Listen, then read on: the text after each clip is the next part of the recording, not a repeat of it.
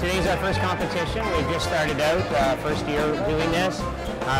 Last in January the 7th, they went ahead and told us what we had to build, and in the process we've laid out a time with the kids to go ahead and actually be involved in designing it.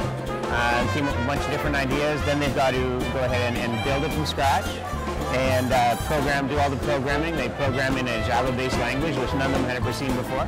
Wow. And once they finished the programming, then we went out and started testing it. Okay, so there's 3 bridges on the competition field. Each one will match the color of the robots. So ours are blue. You can see our bumpers are blue. Yeah. So we'll be able to cross that blue bridge to go back and forth to the end of the playing field to throw the balls in. At a certain point, I think it's 30 seconds left in the competition, then we can go ahead and balance on the bridge. If we can balance on the bridge, we get multiple points. You can do that on your own bridge. If you can balance with someone in your own team, so 2 robots on the bridge at once, then we go ahead and get more points because you're cooperating.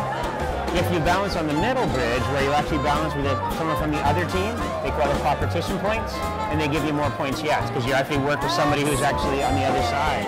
Here we have to be able to pick balls up off the floor. So that was part we had to design in, basketballs. Yeah, there's 7¼ inch basketballs. They're a little bit lighter than a regular basketball. They're more like the beginner Nerf ball stuff. Okay. And we have to be able to shoot them into the basket. What's sort of been involved in designing this?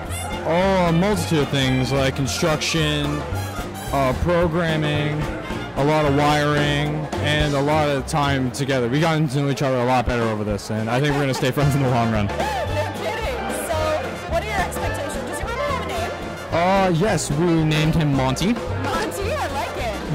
Perfect. So, what's Monty expected to do today?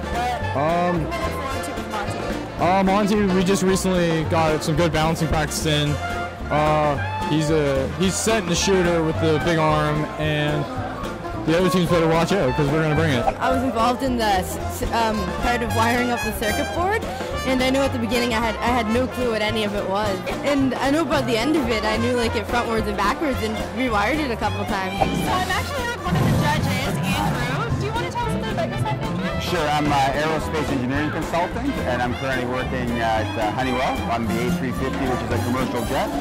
So it's a pretty complicated system, but I've always been into robotics, and I've always been into encouraging kids to do engineering, so this is a fantastic event. This event isn't just about technology and engineering, it's actually like running a mini business. So not only do we judge the technical aspects of the robots, we also judge the teams and their ability to actually raise funds and get sponsors and make a good plan, because they got to do all this in 6 weeks, which is an impossible task. But they do it, obviously, and that's what real life is about and what real engineering is about. You know, a lot of people, if you tell me the robotics competition, they think it's a bunch of geeky engineers talking about robots, but it's more of a sporting event.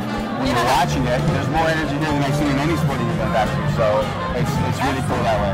This is an amazing thing to teach kids how important math is in life, because, you know, a lot of times just doing stuff on paper, you know, why would I ever need this? But here, you actually see how math is practical, and especially in this game, where they have to calculate trajectories. You need math to figure out how much speed, what angle you need, so they can actually apply math. So how has math been important for you guys in this process? Math has been really important for us because with every aspect I'm a part of the build team, and getting the exact measurements is very crucial. Yes, and so just using math really, because everything you learn you don't think you're going to use, those kind of things, and then you end up doing, and it just becomes very, very important to make sure that your robot is as efficient as it could possibly be. It's just really cool because now I have a broader horizon. Yeah, absolutely. And so if anything does change, like I'm only in the 10th grade, if anything changes, then I have this experience to come back on and have this and have more skills than I started off with.